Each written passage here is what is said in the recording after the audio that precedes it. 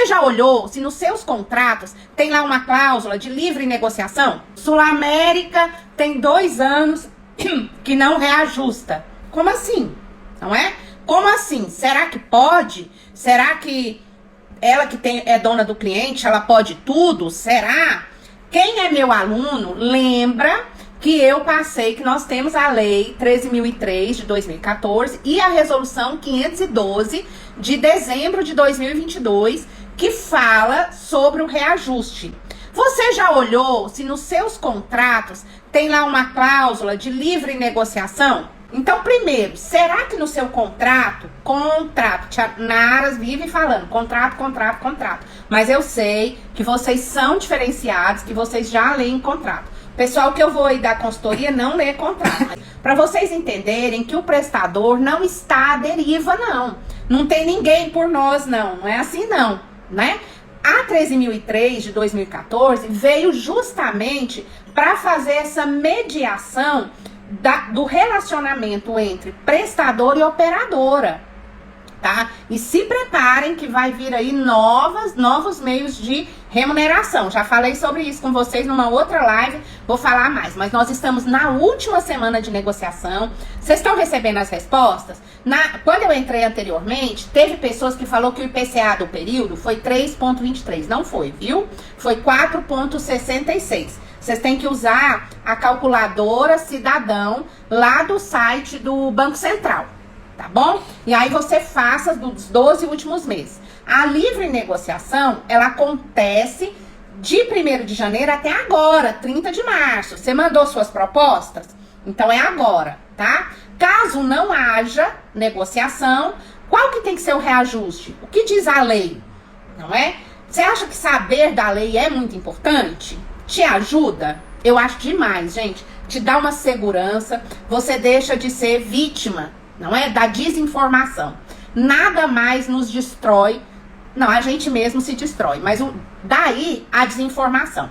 Então eu vou passar a tela aqui pro Dr. Antônio. Ele já me ajuda em outros processos, tá? É importante dizer isso. Ele já faz parte da minha equipe para assessorar aí os meus clientes, os meus prestadores, quando necessário, quando em razão de glosas excessivas, quando em razão de descredenciamento sem finalidade ou com uma finalidade de retaliação. Então hoje o jurídico da saúde exige conhecimento e exige que a gente busque, né? Porque não adianta nós termos as leis e não sabermos buscar. Bora lá? Então o Dr. Antônio vai falar com vocês e no finalzinho eu volto com uma historinha. Eu gosto de contar historinha, não é verdade? Então se eu fosse você, não saía daí e deixa as suas perguntas. Vamos aproveitar. Então aqui tá o Dr. Antônio, ó. Ele vai falar com vocês. Olá, gente. Aqui. Boa noite a todos. Estou aqui à disposição. Um prazer participar com vocês aqui nessa live.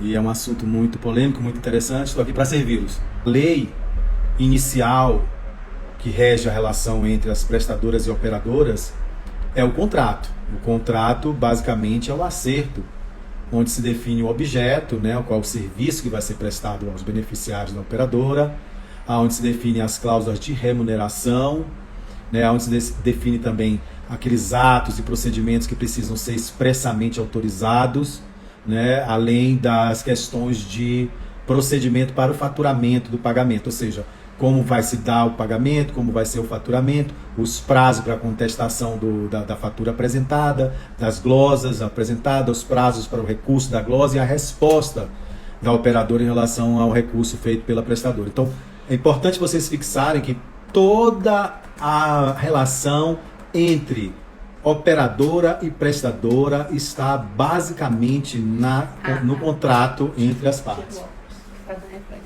No contrato entre as partes, no contrato entre a operadora e a prestadora. Então, você, prestador, trabalha na clínica, no hospital, precisa ter essa bússola em mãos.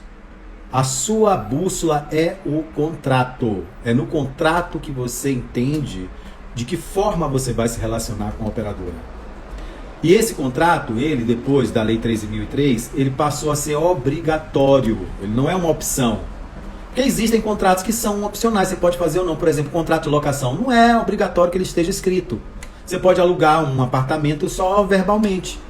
Claro que é inseguro, né? Mas é possível, juridicamente é possível, não tem problema nenhum. Não é obrigatório ter um contrato, mas um contrato entre prestadora e operadora, depois de 2014, quando entrou em vigor a Lei 13.003, é obrigatoriamente formalizado de maneira escrita. Ou seja, é um acerto formal. E isso é segurança para ambas as partes.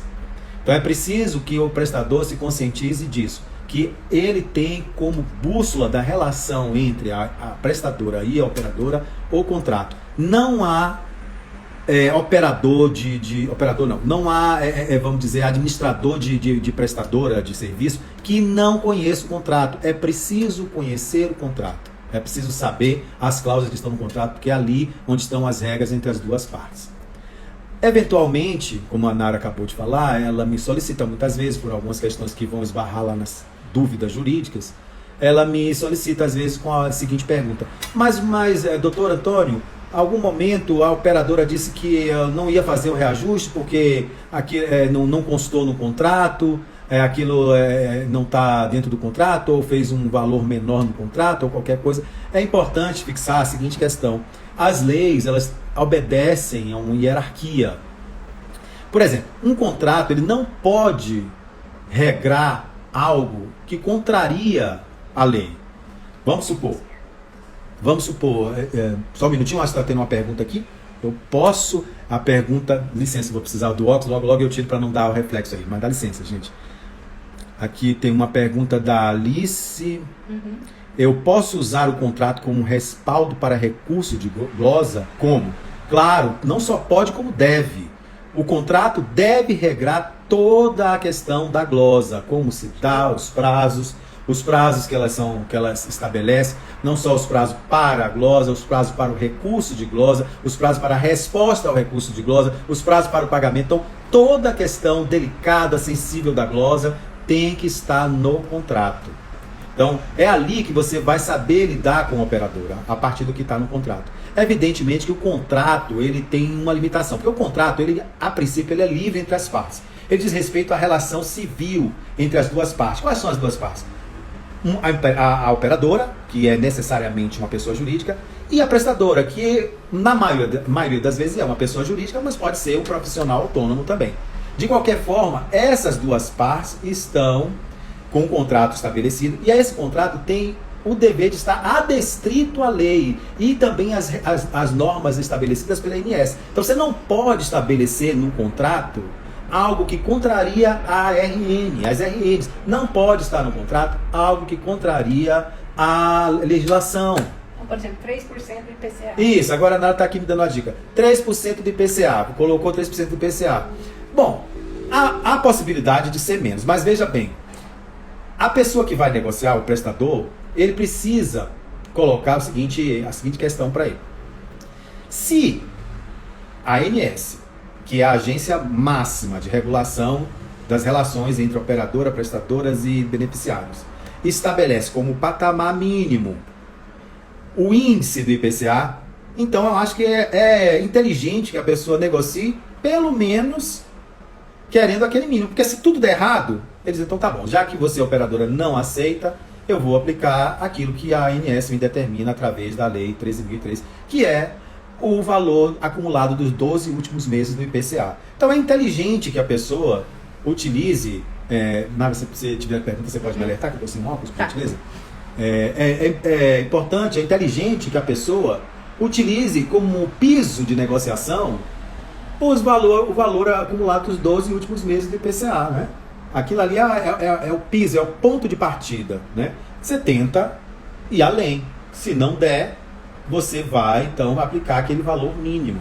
O que não pode é haver uma aplicação, vamos dizer, menor do que o que está no IPCA. Por quê? Porque os contratos, eles obedecem ao critério do equilíbrio econômico e financeiro. Ou seja, os contratos têm que estar dentro de um equilíbrio econômico e financeiro. Isso é cláusula de ordem pública. Não precisa estar escrito. É uma questão que a própria legislação já traz. Por quê? Porque senão um começa a se beneficiar em cima do outro.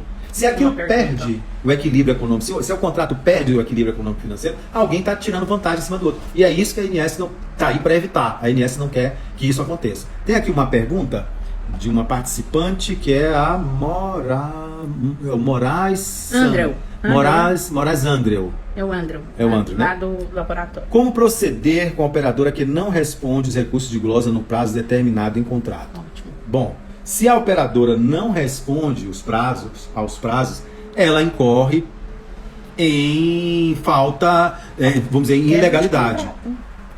Quebra de contrato. Quebra de contrato, exatamente. Porque o contrato ele estabelece a lei, né? Estabelece a regra, né? Vamos supor que a operadora tem 60 dias para dar a resposta. Aí dá os 60 dias e ela não consegue dar a resposta. O contrato tem que estar bem feito e já antecipando multas. Porque o contrato ele tem lá uma cláusula, que é uma cláusula de multa de descumprimento de contrato. Então, no momento em que a operadora passa do prazo de 60 dias, ela já começa a tirar vantagem em cima daquela prestadora.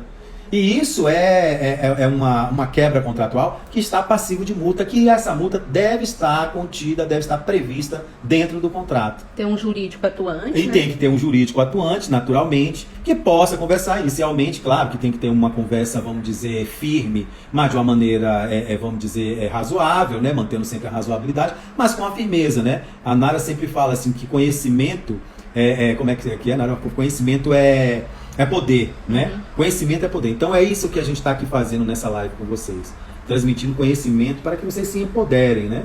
Empoderem para saber se colocar, ter postura diante das operadoras, aquela postura de firmeza, né? Pode ser, dependendo aí da característica de cada um, mas tem que ser firme. Tem que ser firme, tem que colocar. E o que é que dá firmeza? O que é que dá segurança? É o conhecimento, é ter conhecimento. Então, respondendo ao Andrew aqui de uma maneira sucinta, Andrew, há de ter no contrato cláusulas que prevejam multa de descumprimento de contrato. Então, se a operadora responde com mais do prazo, ultrapassa o prazo que está previsto no contrato, ela incorre em falta contratual passiva de aplicação de multa.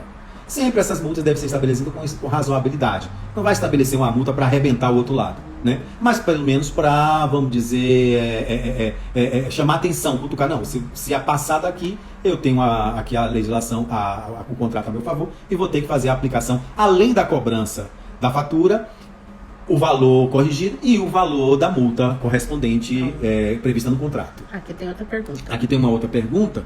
Vamos aqui continuar. A pergunta da Susan. Quais são suas vivências em relação à cobrança de glosas acumulada? Não recordadas em prazo. Não recorridas. Não recorridas, né, no prazo. É porque ela colocou recordadas. É. Não recorridas no prazo por via judicial. É possível êxito? Completamente. É possível êxito, sim. É claro que é possível êxito. Um contrato ele está para ser cumprido. Existe uma máxima na lei dos contratos, né, nas questões da doutrina jurídica dos contratos, que diz assim: pacta sunt servanda, é um brocardo jurídico em latim, mas que significa assim: o contrato tem força obrigatória, obriga as partes, ou seja, as partes estão obrigadas a cumprir o contrato. Então, uma vez que está no contrato que a glosa não foi paga, não foi cumprida, a glosa é recorrida. recorrida. O caso dela é porque ela não recorreu. Sim, ela não passou do prazo, esse prestador dela. No entanto, foram atendimentos feitos. Sim. E ela tentou uma negociação para poder recorrer e receber. Sim. Quando ela tentou essa negociação, a operadora descredenciou. Sim. E ficou a glosa. Ficou a glosa sem fazer. Bom, realmente também Teve falha dos exato. dois lados. Existe um outro brocado jurídico que diz assim: o direito não socorre aos que dormem, né? Então a gente precisa estar atento, né? Não podemos deixar esse tipo de coisa acontecer, porque daí fica entre a boa relação entre contratado e contratante, né? E geralmente eu prezo muito pela boa relação. Às vezes a gente fala aqui de uma maneira contundente, mas o ideal é que se tenha uma relação, vamos dizer, amistosa, né? Afinal, são parceiros trabalhando juntos, né? Que estão ali no mesmo propósito. Então, é melhor que, se a outra parte ceder, tudo bem, mas não é obrigado a ceder. Uma vez que perdeu os prazos, né? Que não teve mais, não conseguiu fazer dentro dos prazos, aí realmente, no caso aí, o direito assiste a parte da operadora, a parte contratante, né? Mas tem mais perguntas. Deixa eu ver se tem uma aqui, do umas Virgens. perguntas. É do Vigens, descredenciamento sem motivo. Como devemos proceder? Isso é boa. Essa é boa também. Bom, os credenciamentos, a questão da oferta de saúde suplementar obedecem a interesses públicos, né? Então, por isso, o poder público tenta, vamos dizer, regulamentar e acompanhar o máximo possível. Então, em relação ao descredenciamento, é preciso que haja motivo. Não há uma cláusula unilateral, não quer e pronto. Não pode ser assim, né? É um contrato que tem obrigações, direitos e obrigações bilaterais, e é preciso declarar o motivo pelo qual está fazendo aquele descredenciamento, e o motivo tem que estar abrangido pela lei. Fora isso, é preciso rever, a não ser que seja cumprimento de prazo contratual, acabou o prazo de contrato, enfim, aí é uma outra questão. Mas dentro do decorrer do contrato tem que se manter o contrato. Se houver um descredenciamento, tem que ser declarado o motivo. Porque ali não naquele pode motivo, ser por retaliação, né? se houver retaliação, a Nara está me lembrando que se houver retaliação, aí realmente você tem direito a fazer vamos dizer assim, um pedido judicial para retornar ao status quo, né? Para retornar ao que estava antes. Então, não se pode rescindir unilateralmente. É preciso declarar o motivo. E é dentro do motivo que você vai ver se é legal. Porque é a obrigatoriedade do motivo que lhe dá a porta de entrada para você, e a justiça diz assim, descredenciou e declarou tal motivo. É legal esse motivo? Ou não é? Procede? Procede ou não procede? Não procedendo, aí é a recomendação de buscar a recontratação via judicial. Aqui tem mais uma outra pergunta, que é da Anja Jesus. Quando a operadora não responde os chamados e não disponibilizam de um executivo para o comercial, o que devemos fazer? Ameaçar descredenciamento? Quando a operadora não responde os chamados... Você faz o chamado, você procura a operadora e ela não responde, ela dá de ombro. Sim, ela ignora, né? Bom, também incorre ilegalidade. Se você tem um contrato com a operadora, você estabeleceu uma relação formal e é uma relação bilateral de direitos e obrigações, a operadora não pode pura e simplesmente te ignorar, né? Que ela também está incorrendo em falta contratual passivo de multa. Aí eu chamo a atenção para que as prestadoras fiquem bem atentas com relação à contratação. Quando forem fazer a contratação, procurar fazer contratos bem feitos, contratos bem detalhados, que, por exemplo... Pedir auxílio jurídico, Pedir auxílio jurídico, e muitas vezes a gente vê que, embora a questão contratual não tenha necessariamente que ter um auxílio jurídico, mas é o que a gente vê na prática, é que quando não tem, né, elas deixam lacunas que eventualmente trazem prejuízo para um e para outro. Então são situações que ensejam insegurança. Melhor ter ajuda jurídica. Os players do mercado só assinam um contrato depois do seu jurídico analisar. Pois é. A Nara está me lembrando aqui que os players do mercado só assinam depois que o jurídico analisa, porque eles sabem que uma lacuna, uma vírgula, né? Uma vírgula pode dar um prejuízo grande, entendeu? Fala então, da questão das testemunhas. Sim, olha, pois bem, a Nara me lembrou uma coisa aqui de um trabalho que nós fizemos no passado, em que a operadora simplesmente deixou de pagar a prestadora, e na hora que nós fomos fazer, quando você deixa de pagar, é claro que você vai fazer uma ação de cobrança. Só que a ação de cobrança ela é uma ação de um rito processual longo, ao passo que uma ação de execução, o juiz dá 3 dias para a operadora pagar. Não, está aqui com as faturas, você recebeu o serviço, ela já provou que você recebeu o serviço para os seus beneficiários. Ela te deu a fatura, você não pagou, te deu 3 dias para você pagar. Ou você paga, ou eu vou penhorar os seus bens. Só que na hora de fazer isso a gente não conseguiu, porque simplesmente o contrato que a prestadora fez não tinha as 2 testemunhas. Os contratos têm que ter constar as 2 testemunhas, que geralmente as pessoas acham que é um detalhe, uma coisa de só menos importância. Não precisa, isso aí é bobagem, essas testemunhas é uma coisa meramente formal. Não é. Aquilo transforma um mero contrato num cheque, numa promissória. Então, logo depois da assinatura de contratado e contratante, tem que ter a assinatura das testemunhas com a indicação do RG. Isso transforma o seu contrato de um mero acerto, ajuste entre as partes, em título executivo. Você pode executar e fazer um processo judicial muito mais rápido e mais contundente, mais assertivo. O juiz já chega dando 3 dias para pagar, se não pagar, vou penhorar. Então são detalhes mínimos que às vezes as pessoas não têm. Então se eu sair aqui catando contrato de prestador de serviço, eu vou achar um monte sem as testemunhas. É uma falha pequena, mas que causa prejuízos enormes. Vamos ver aqui uma outra pergunta. A pergunta do Érico. Érico. E se no contrato consta que as partes podem rescindir o contrato a qualquer momento, considerando 90 dias de prazo? Bom, os contratos eles guardam a liberdade de contratação, né? Você pode contratar desde que não infrinja a lei, né? Não pode ultrapassar a lei. Então, geralmente os contratos que têm 90 dias são contratos que estão vigendo por tempo indeterminado, né? Então, os contratos que não têm prazo para terminar, eles têm muitas vezes essa cláusula que chama de cláusula de denúncia vazia, em que você pode, vamos dizer, notificar a parte dizendo que não tem mais interesse.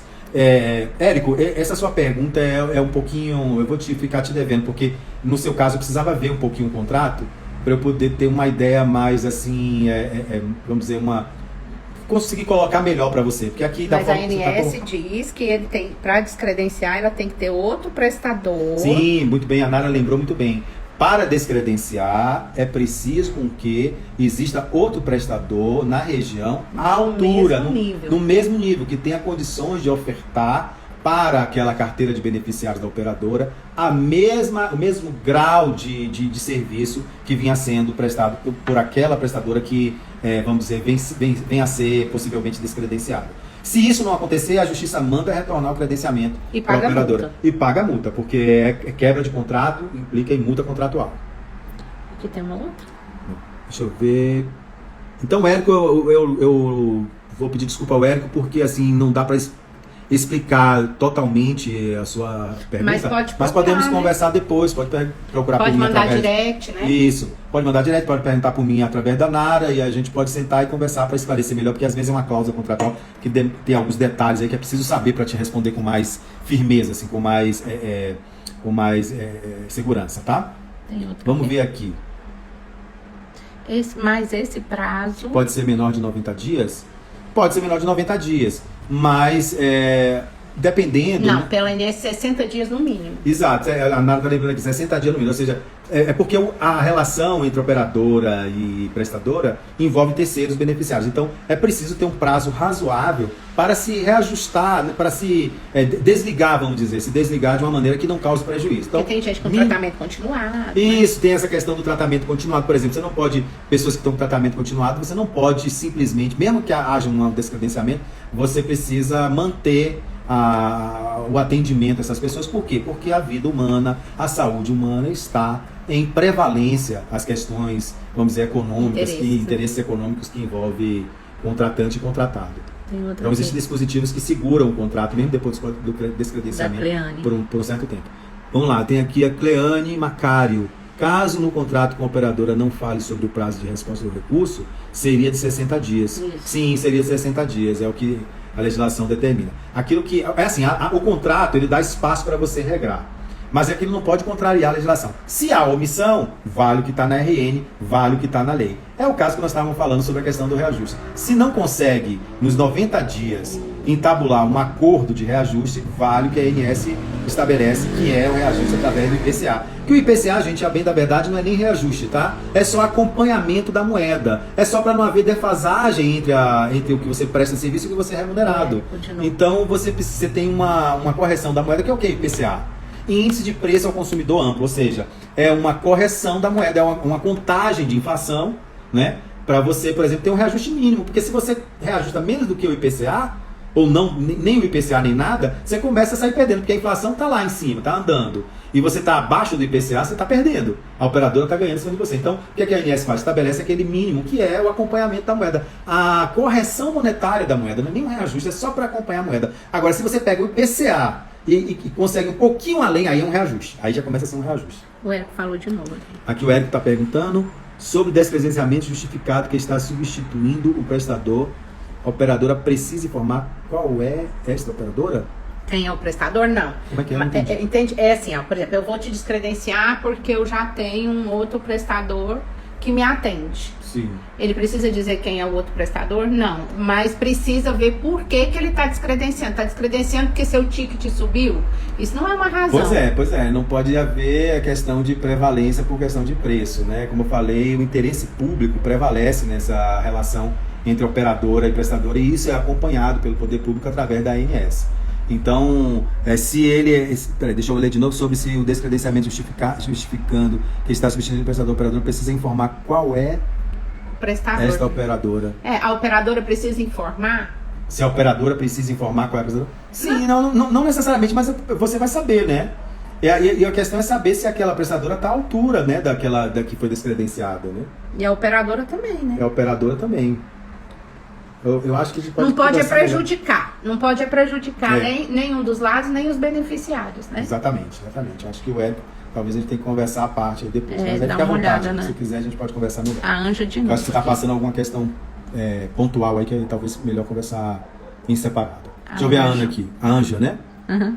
Quando a operadora não responde, as negociações continuam? Quando a operadora não responde... Ela fez a proposta Sim. para negociação no prazo. Sim. E a operadora não responde, Ah, simplesmente. sim. Não, aí na data do aniversário do contrato... No mínimo IPCA. No mínimo IPCA, você vai aplicar o IPCA. Ah, mas a operadora não aceita. Aí é caso para a justiça, porque aí a operadora está infringindo a lei, né? Aí está agindo de forma ilegal ao, vamos dizer, desprezar a lei 13.003, que está lá claramente. Se não houver acordo entre as partes, a da livre negociação, é aplicado minimamente o índice do IPCA. A Susan de novo. A Susan, sobre a livre negociação de reajuste anual, se a operadora não responder até o final dos 90 dias, ainda continua?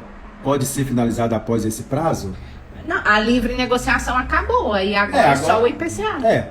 A livre negociação, ela precisa estar formalizada ali, né? Depois dos 9 até 31 de março, você tem que formalizar que foi negociado. Agora, a aplicação desse índice, desse reajuste, vamos dizer que você tenha conseguido um pouco a mais do que o valor do IPCA, só vai ser aplicado na época do aniversário do contrato, né? Mas se caso a operadora não respondeu? Agora, se a operadora não responde, você está com a lei ao seu favor para fazer a aplicação determinada e protegida pela ANS, que é o mínimo necessário para manter o equilíbrio econômico-financeiro do contrato, o índice do IPCA. É isso, né? É isso. Deixa eu ver se tem mais perguntas Acho que aqui. não. A Susan perguntou a mesma coisa. Mais alguém quer perguntar? Se alguém quiser perguntar, fique à vontade. Bom, então agora deixa eu despedir desse povo aqui. Vamos lá. Gente, o que vocês acharam? Quem gostou aí, bate palma. Que é pro Instagram entender que nós estamos trabalhando, hein? Vocês foram fiéis, pessoal bacana. Manteve aqui na live. Quem chegou agora? Aline, você chegou agora, nós já estamos indo. Mas fica aí que eu vou contar uma historinha rapidinho, né, pra vocês. Esses dias um prestador recebeu uma glosa. Vamos ver se alguém já passou por isso. Primeiro ele recebeu um e-mail. Preste atenção na história, hein? Ai, ai, ai. Se você não prestar atenção, vou ir, vai ser pior. Presta atenção. O prestador recebeu um e-mail da operadora dizendo assim: a partir de tal data, nós vamos pagar X pela tomografia. E esse X era muito pouco. E o prestador não aceitou. Falou, não aceito, a minha contraproposta é Y. E a operadora fez igual vocês falaram aí, deu de ombros, ó, simplesmente no silêncio. E continuou atendendo normalmente os beneficiários dessa operadora e tal. Quando tal, chega lá a cobrança e o que a operadora fez? Glosou, cobrou valor a maior. Como assim? Não, a gente já tinha comunicado por e-mail que nós íamos pagar isso para a tomografia. Tomografia é um exemplo, tá, gente, que eu tô dando. Gente, não, né? Por quê? Porque no contrato dessa operadora com esse prestador tinha lá uma cláusula maravilhosa que dizia o seguinte: qualquer modificação em valores ou em códigos deve ser apoiada por um aditivo assinado por ambas as partes. Tinha esse aditivo? Não. Aí o que foi feito? Foi feita uma notificação extrajudicial, né? Um texto ali educado, né, gente? Dizendo, olha, no contrato, na cláusula tal do contrato, diz isso. Que qualquer modificação só com aditivo. E não tem aditivo. Tem um simples e-mail que não foi aceito por ambas as partes. Então, essa modificação não pode ser aplicada unilateralmente. E o que a operadora fez? Recuou e falou, não, tá certo, vamos pagar, sem nem precisar do recurso. O que é isso, gente? Conhecimento, leitura de contrato. Vocês pegam o contrato, vai direto lá no que diz respeito ao faturamento. No contrato tem muitas outras cláusulas que nos ajudam. Como essa questão que a Susan trouxe. Ah, foi glosa e a gente passou do prazo e não recorreu. Tá certo, a justiça não ajuda quem dorme. Mas quantas vezes essa operadora dormiu com esse prestador? Quantas vezes ela atrasou o pagamento? Quantas vezes ela glosou e essas glosas são indevidas? São glosas lineares. E agora, uma vez que o prestador reclamou das glosas, houve descredenciamento, quer dizer, um descredenciamento ali, né, numa necessidade que não é para o bem dos beneficiários. Então, gente, cada caso é um caso e é importante que tanto quem está na operadora, que eu não sei se é o caso do Érico, não sei se é o caso do Érico, ou quem está como prestador, todos os dois lados têm direitos. Todos os dois lados têm direitos. E tem relacionamento. Então, quantas vezes, esses dias mesmo eu participo de um grupo e tinha lá uma situação, não é? Dessa glosa linear famigerada que acontece, né? Ah, o que fazer e tal? Recorrer, sim. Mas não é ir com pires na mão, não. Porque é com certeza, é com conhecimento. Sem conhecimento, você não vai a lugar nenhum. É preciso de luz. Não é à toa que ideia, né? A figura para uma ideia é uma luz, tá? E sempre eu falo para as pessoas assim, por quê? Por que você é menos? Porque o outro é dono do cliente, mas você é dono de um serviço que ele vende e ele não tem. Vocês têm essa noção? Que a operadora vende um serviço que ela não tem?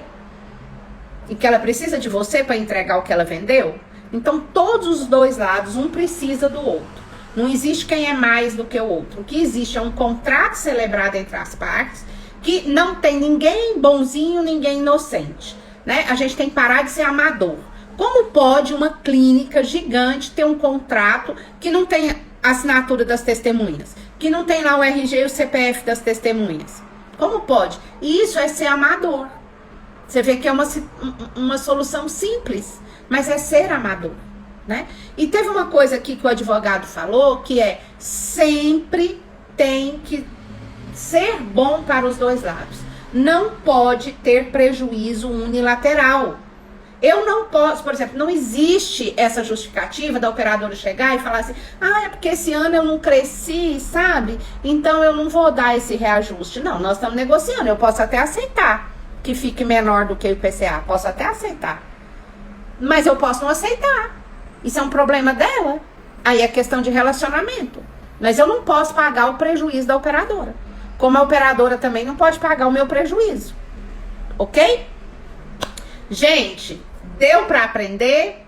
Deu pra aprender? Agora pense vocês, né? O que vale mesmo? Eu quero encerrar essa live com essa hashtag. A justiça não ajuda quem dorme. Você correu, você fez as suas propostas de reajuste, você está atento aos prazos dos seus contratos, você lê os seus contratos, você contrata uma assessoria jurídica? Não contrata não, ele leva prejuízo e é descredenciado. Olha que beleza, né? Olha que beleza. Então é igual as minhas mentorias. Ah, será que isso é caro? Pergunta quem já fez mentoria comigo, quanto que eu já salvei dessa pessoa. Então, gente, investimento numa assessoria jurídica, investimento numa mentoria para você saber o que você está fazendo, é investimento, não é gasto. Quem vai digitar aí a hashtag a justiça não socorre aos que dormem? Quem aí? Quem aí vai digitar essa hashtag para mim? Deixa eu digitar, né? Já que vocês não digitam.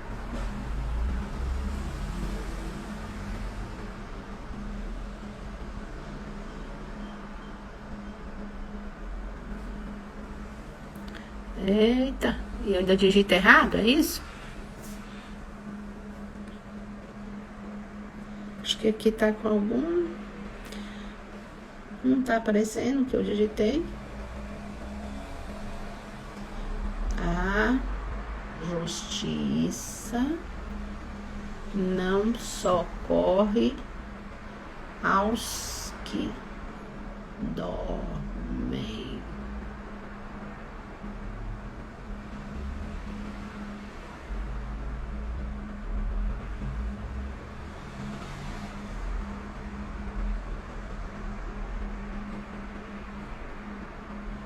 Bom, então é isso que a gente veio trazer para vocês. Você viu que existe uma hierarquia, então tá escrito lá no contrato que se não houver negociação vai reajustar 3% do IPCA. Não pode, existe uma resolução acima do contrato, certo? Então o contrato vai reger a relação, mas é importante você saber da lei, é importante você saber das resoluções, é importante você saber das recomendações da ANS, é importante. E é importante você procurar o profissional certo para situações certas, tá? Se você tá com dor de dente, você vai no dentista, não é isso? Se você tá doente, você vai ao médico, não é assim? Se você tá com um problema, com algum conflito, vai no advogado. Não sai perguntando pro vizinho, não, que não dá certo, tá bom? Beijo, gente, boa noite e valeu aí, guerreiros, parabéns. E vocês viram, né, gente, na vida é assim, não dá certo de um jeito, não senta e chora não, tá? Não senta e chora não, muda as estratégias, mas persegue a sua meta, que de meta a gente entende. Beijo.